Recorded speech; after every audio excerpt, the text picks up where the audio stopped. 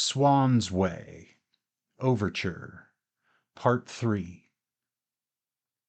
Their interests grew, however, when, the day before Swann was to dine with us, and when he had made them a special present of a case of Asti, my great-aunt, who had in her hand a copy of the Figaro, in which, to the name of a picture then on view in the Corot exhibition, were added the words, "From the collection of Monsieur Charles Swann," asked, "Did you see that Swann is mentioned in the Figaro?"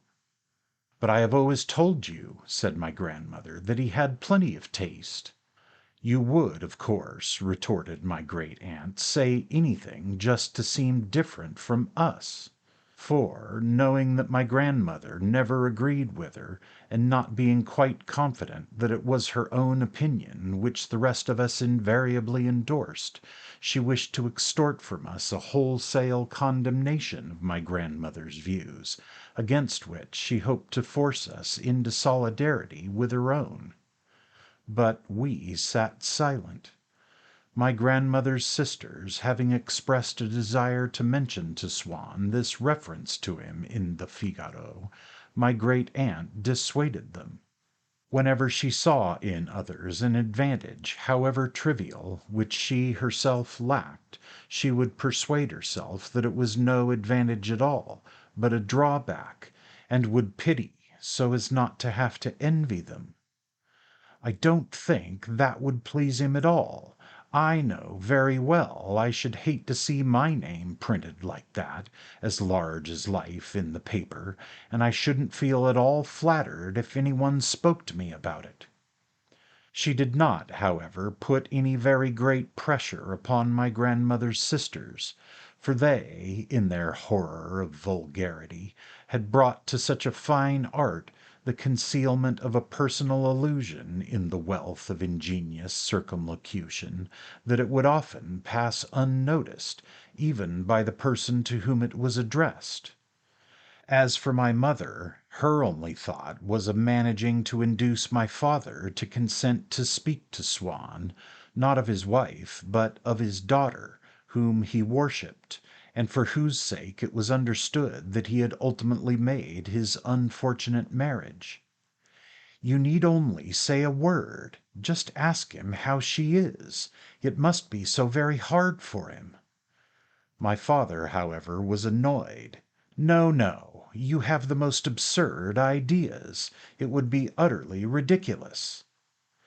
But the only one of us in whom the prospect of Swann's arrival gave rise to an unhappy foreboding was myself, and that was because on the evenings when there were visitors, or just Monsieur Swann in the house, Mamma did not come up to my room. I did not, at that time, have dinner with the family. I came out to the garden after dinner, and at 9 I said good night and went to bed. But on these evenings I used to dine earlier than the others, and to come in afterwards and sit at table until 8 o'clock, when it was understood that I must go upstairs. That frail and precious kiss which Mamma used always to leave upon my lips when I was in bed and just going to sleep, I had to take with me from the dining room to my own, and to keep inviolate all the time that it took me to undress, without letting its sweet charm be broken, without letting its volatile essence diffuse itself and evaporate. And just on those very evenings when I must needs take most pains to receive it with due formality, I had to snatch it, to seize it instantly and in public, without even having the time, or being properly free to apply to what I was doing the punctiliousness which madmen use who compel themselves to exclude all other thoughts from their minds while they are shutting a door, so that when the sickness of uncertainty sweeps over them again, they can triumphantly face and overcome it with the recollection of the precise moment in which the door was shut. We were all in the garden when the double peal of the gate bell sounded shyly. Everyone knew that it must be Swann, and yet they looked at one another inquiringly and sent my grandmother scouting. "See that you thank him intelligibly for the wine," my grandfather warned his two sisters-in-law. "You know how good it is, and it is a huge case." "Now, don't start whispering," said my great-aunt. "How would you like to come into a house and find everyone muttering to themselves?" "Ah, there's Monsieur Swann," cried my father. "Let's ask him if he thinks it will be fine tomorrow."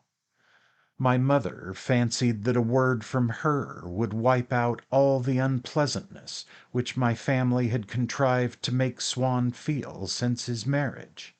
She found an opportunity to draw him aside for a moment. But I followed her.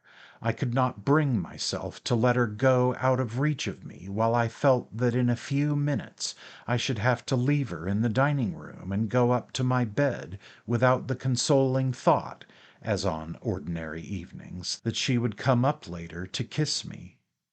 "Now, Monsieur Swann," she said, "do tell me about your daughter.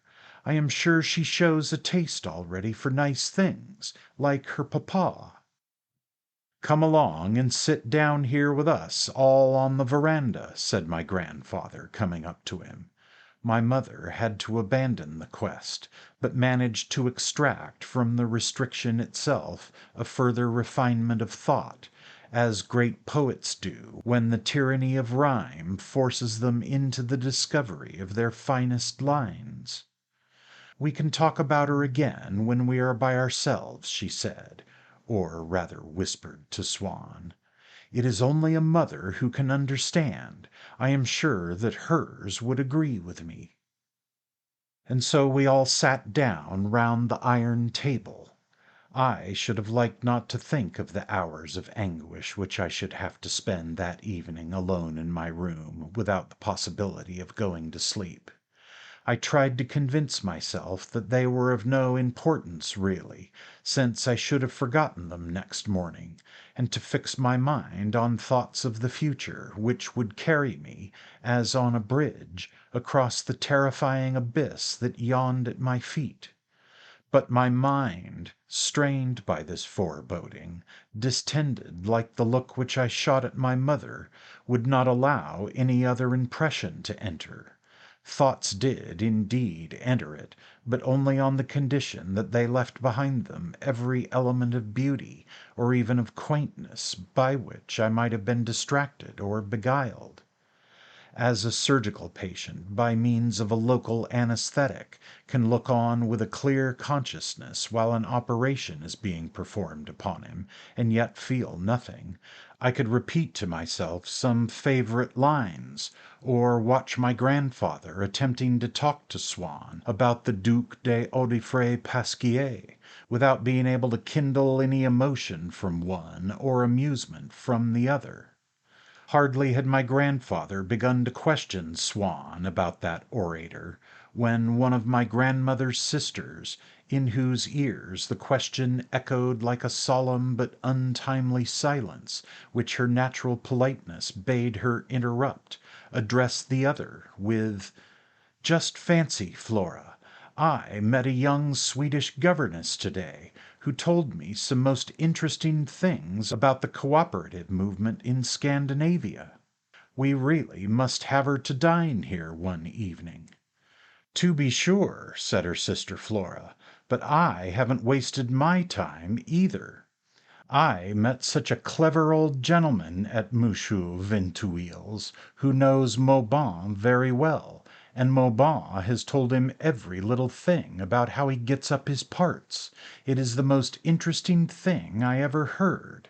He is a neighbor of Monsieur Vinteuil's, and I never knew, and he is so nice besides." "Monsieur Vinteuil is not the only one who has nice neighbors," cried my Aunt Celine, in a voice which seemed loud because she was so timid, and seemed forced because she had been planning the little speech for so long, darting as she spoke what she called a significant glance at Swann. And my Aunt Flora, who realized that this veiled utterance was Celine's way of thanking Swann intelligibly for the Asti, looked at him with a blend of congratulation and irony, either just because she wished to underline her sister's little epigram, or because she envied Swann his having inspired it, or merely because she imagined that he was embarrassed and could not help having a little fun at his expense. "I think it would be worth while," Flora went on, "to have this old gentleman to dinner. When you get him upon Maubon or Madame Materna he will talk for hours on end." "That must be delightful," sighed my grandfather, in whose mind nature had unfortunately forgotten to include any capacity whatsoever for becoming passionately interested in the cooperative movement among the ladies of Sweden, or in the methods employed by Maubon to get up his parts, just as it had forgotten to endow my grandmother's two sisters with a grain of that precious salt which one has oneself to add to taste in order to extract any savor from a narrative of the private life of Mole or of the Comte de Paris. "I say," exclaimed Swann to my grandfather, "what I was going to tell you has more to do than you might think with what you were asking me just now, for in some respects there has been very little change. I came across a passage in Saint-Simon this morning which would have amused you. It is in the volume which covers his mission to Spain. Not one of the best, little more, in fact, than a journal, but at least it is a journal wonderfully well written, which fairly distinguishes it from the devastating journalism that we feel bound to read in these days, morning, noon, and night." "I do not agree with you. There are some days when I find reading the papers very pleasant indeed," my Aunt Flora broke in, to show Swann that she had read the note about his Corot in the Figaro. "Yes," Aunt Celine went one better, "when they write about things or people in whom we are interested." "I don't deny it," answered Swann in some bewilderment. "The fault I find with our journalism is that it forces us to take an interest in some fresh triviality or other every day, whereas only 3 or 4 books in a lifetime give us anything that is of real importance. Suppose that, every morning when we tore the wrapper off our paper with fevered hands, a transmutation were to take place, and we were to find inside it, oh, I don't know, shall we say Pascal's Pensées?" He articulated the title with an ironic emphasis so as not to appear pedantic. "And then, in the gilt and tooled volumes which we open once in 10 years," he went on, showing that contempt for the things of this world which some men of the world like to affect, "we should read that the Queen of the Hellenes had arrived at Cannes, or that the Princess de Leon had given a fancy dress ball. In that way we should arrive at the right proportion between information and publicity." But at once regretting that he had allowed himself to speak, even in jest, of serious matters, he added ironically, "We are having a most entertaining conversation. I cannot think why we climb to these lofty summits." And then, turning to my grandfather, "Well, Saint-Simon tells us how Maulevrier had had the audacity to offer his hand to his sons. You remember how he says of Maulevrier, 'Never did I find in that coarse bottle anything but ill humour, boorishness, and folly.' Coarse or not, I know bottles in which there is something very different," said Flora briskly, feeling bound to thank Swann as well as her sister, since the present of Asti had been addressed to them both. Celine began to laugh. Swann was puzzled, but went on. "I cannot say whether it was his ignorance or a trap," writes Saint-Simon. "He wished to give his hand to my children. I noticed it in time to prevent him." My grandfather was already in ecstasies over ignorance or a trap, but Miss Celine, the name of Saint-Simon, a man of letters, having arrested the complete paralysis of her sense of hearing, had grown angry. "What? You admire that, do you? Well, it is clever enough, but what is the point of it? Does he mean that one man isn't as good as another? What difference can it make whether he is a duke or a groom, so long as he is intelligent and good?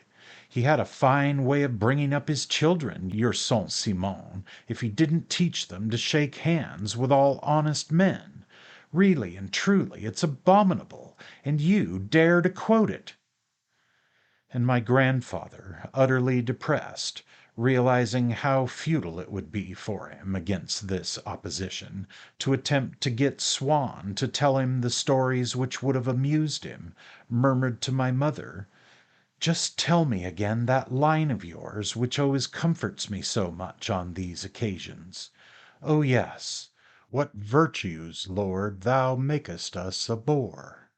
Good, that is, very good. I never took my eyes off my mother.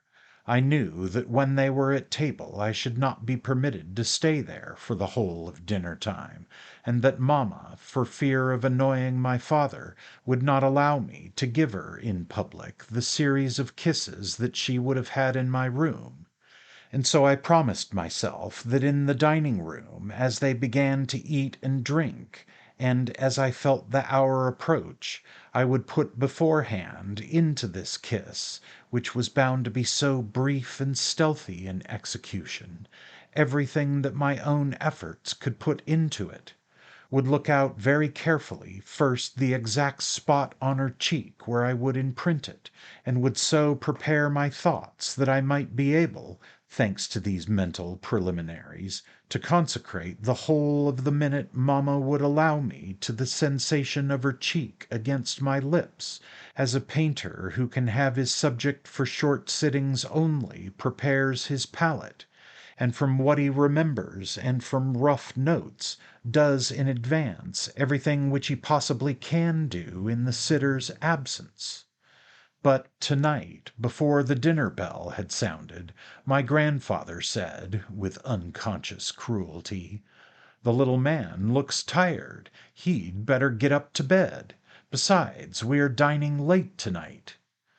And my father, who was less scrupulous than my grandmother or mother in observing the letter of a treaty, went on, "Yes, run along. To bed with you." I would have kissed mamma then and there, but at that moment the dinner bell rang. "No, no, leave your mother alone. You've said good night quite enough. These exhibitions are absurd. Go on upstairs." And so I must set forth without viaticum, must climb each step of the staircase against my heart, as the saying is, climbing in opposition to my heart's desire, which was to return to my mother, since she had not, by her kiss, given my heart leave to accompany me forth. That hateful staircase, up which I always passed with such dismay, gave out a smell of varnish which had to some extent absorbed, made definite, and fixed the special quality of sorrow that I felt each evening, and made it perhaps even more cruel to my sensibilities, because, when it assumed this olfactory guise, my intellect was powerless to resist it. When we have gone to sleep with a maddening toothache, and are conscious of it only as a little girl whom we attempt time after time to pull out of the water, or as a line of Molière which we repeat incessantly to ourselves, it is a great relief to wake up, so that our intelligence can disentangle the idea of toothache from any artificial semblance of heroism or rhythmic cadence. It was the precise converse of this relief which I felt when my anguish at having to go up to my room invaded my consciousness in a manner infinitely more rapid, instantaneous almost, a manner at once insidious and brutal as I breathed in, a far more poisonous thing than any moral penetration, the peculiar smell of the varnish upon that staircase.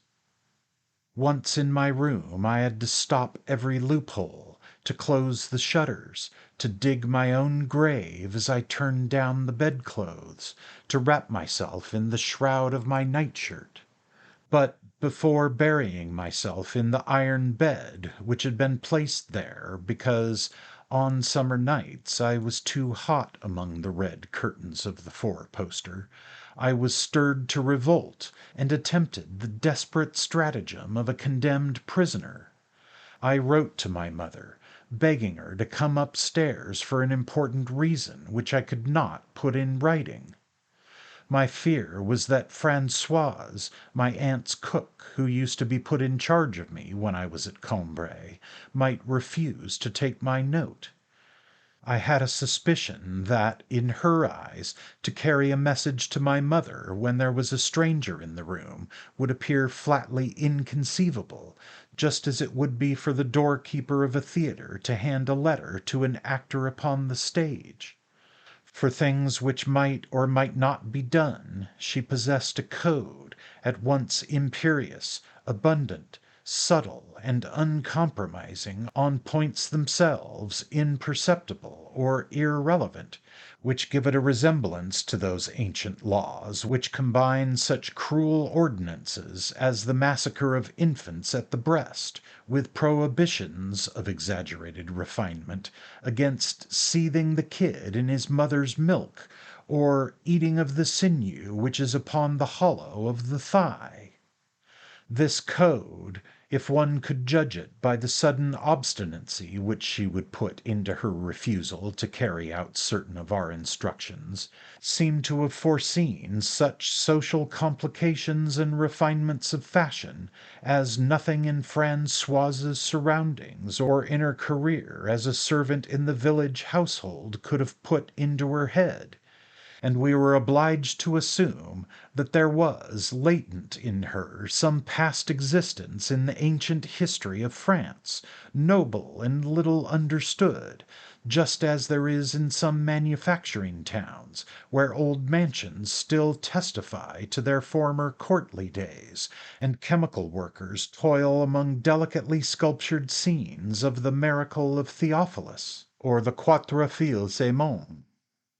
In this particular instance, the article of her code which made it highly improbable that, barring an outbreak of fire, Françoise would go down and disturb Mamma when Monsieur Swann was there for so unimportant a person as myself, was one embodying the respect she showed not only for the family, as for the dead, for the clergy, or for royalty, but also for the stranger within our gates, a respect which I should perhaps have found touching in a book, but which never failed to irritate me on her lips, because of the solemn and gentle tones in which she would utter it, and which irritated me more than usual this evening, when the sacred character in which she invested the dinner party might have the effect of making her decline to disturb its ceremonial. But to give myself one chance of success, I lied without hesitation, telling her that it was not in the least myself who had wanted to write to Mamma, but Mamma who, on saying good night to me, had begged me not to forget to send her an answer about something she had asked me to find, and that she would certainly be very angry if this note were not taken to her. I think that Françoise disbelieved me, for, like those primitive men whose senses were so much keener than our own, she could immediately detect, by signs imperceptible by the rest of us, the truth or falsehood of anything that we might wish to conceal from her. She studied the envelope for 5 minutes, as though an examination of the paper itself and the looks of my handwriting could enlighten her as to the nature of the contents, or tell her to which article of her code she ought to refer the matter. Then she went out with an air of resignation which seemed to imply, "What a dreadful thing for parents to have a child like this!" A moment later she returned to say that they were still at the ice stage, and that it was impossible for the butler to deliver the note at once in front of everybody, but that when the finger bowls were put round he would find a way of slipping it into mamma's hand. At once my anxiety subsided. It was now no longer, as it had been a moment ago, until tomorrow that I had lost my mother, for my little line was going, to annoy her, no doubt, and doubly so because this contrivance would make me ridiculous in Swann's eyes, but was going all the same to admit me, invisibly and by stealth, into the same room as herself, was going to whisper from me into her ear, for that forbidden and unfriendly dining room, where but a moment ago the ice itself, with burned nuts in it, and the finger bowls seemed to me to be concealing pleasures that were mischievous and of a mortal sadness, because mamma was tasting of them and I was far away. That room had opened its doors to me, and, like a ripe fruit which bursts through its skin, was going to pour out into my intoxicated heart the gushing sweetness of mamma's attention while she was reading what I had written. Now I was no longer separated from her. The barriers were down. An exquisite thread was binding us. Besides, that was not all, for surely mamma would come. As for the agony through which I had just passed, I imagined that Swann would have laughed heartily at it if he had read my letter and had guessed its purpose. Whereas, on the contrary, as I was to learn in due course, a similar anguish had been the bane of his life for many years, and no one perhaps could have understood my feelings at that moment so well as himself. To him that anguish which lies in knowing that the creature one adores is in some place of enjoyment where oneself is not and cannot follow, to him that anguish came through love, to which it is in a sense predestined, by which it must be equipped and adapted. But when, as had befallen me, such an anguish possesses one's soul before love has yet entered into one's life, then it must drift, awaiting love's coming, vague and free, without precise attachment, at the disposal of one sentiment today, of another tomorrow, of filial piety or affection for a comrade. And the joy with which I first bound myself apprentice, when Françoise returned to tell me that my letter would be delivered. Swann, too, had known well that false joy which a friend can give us, or some relative of the woman we love, when, on his arrival at the house or theatre where she is to be found, for some ball or party or first night at which he is to meet her, he sees us wandering outside, desperately awaiting some opportunity of communicating with her.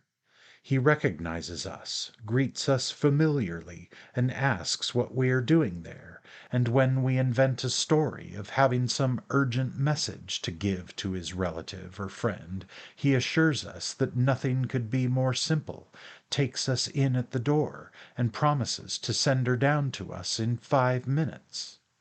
How much we love him, as at that moment I loved Françoise, the good-natured intermediary who, by a single word, has made supportable, human, almost propitious the inconceivable, infernal sense of gaiety, in the thick of which we have been imagining swarms of enemies, perverse and seductive, beguiling away from us, even making laugh at us the woman whom we love.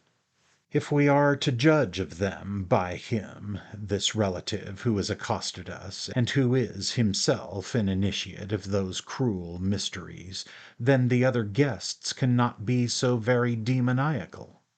Those inaccessible and torturing hours into which she has gone to taste of unknown pleasures, behold, a breach in the wall, and we are through it.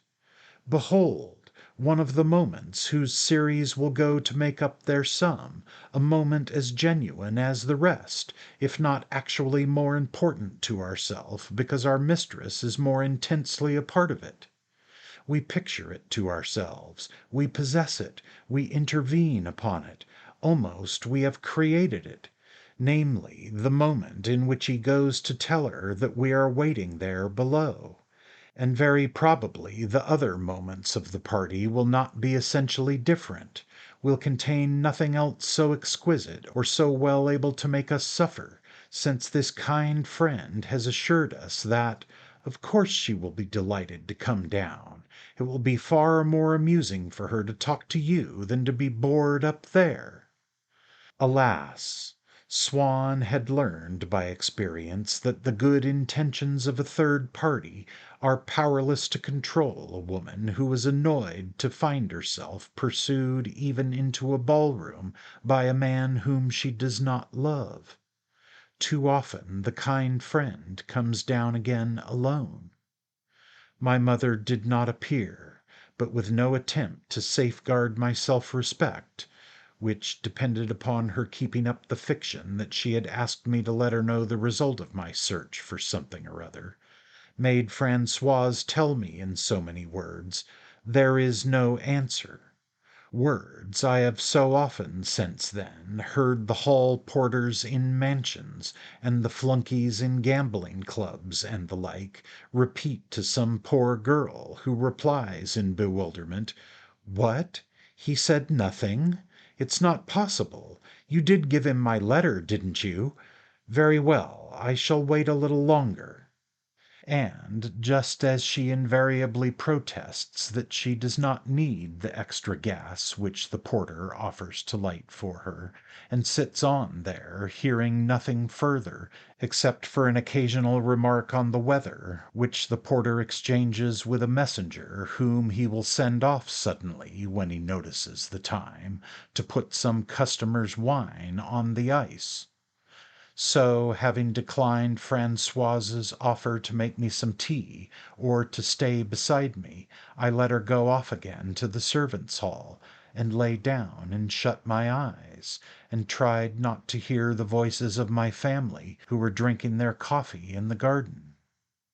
But after a few seconds I realized that, by writing that line to Mamma, by approaching, at the risk of making her angry, so near to her that I felt I could reach out and grasp the moment in which I should see her again, I had cut myself off from the possibility of going to sleep until I actually had seen her, and my heart began to beat more and more painfully as I increased my agitation by ordering myself to keep calm and to acquiesce in my ill fortune. Then, suddenly, my anxiety subsided, a feeling of intense happiness coursed through me, as when a strong medicine begins to take effect and one's pain vanishes. I had formed a resolution to abandon all attempts to go to sleep without seeing Mamma, and had decided to kiss her at all costs, even with the certainty of being in disgrace with her for long afterwards, when she herself came up to bed. The tranquillity which followed my anguish made me extremely alert, no less than my sense of expectation, my thirst for, and my fear of, danger. Noiselessly I opened the window and sat down on the foot of my bed, hardly daring to move in case they should hear me from below. Things outside seemed also fixed in mute expectation, so as not to disturb the moonlight, which, duplicating each of them and throwing it back by the extension, forwards, of a shadow denser and more concrete than its substance, had made the whole landscape seem at once thinner and longer, like a map which, after being folded up, is spread out upon the ground. What had to move, a leaf of a chestnut tree, for instance, moved, but its minute shuttering, complete, finished to the last detail and with utmost delicacy of gesture, made no discord with the rest of the scene, and yet was not merged in it, remaining clearly outlined.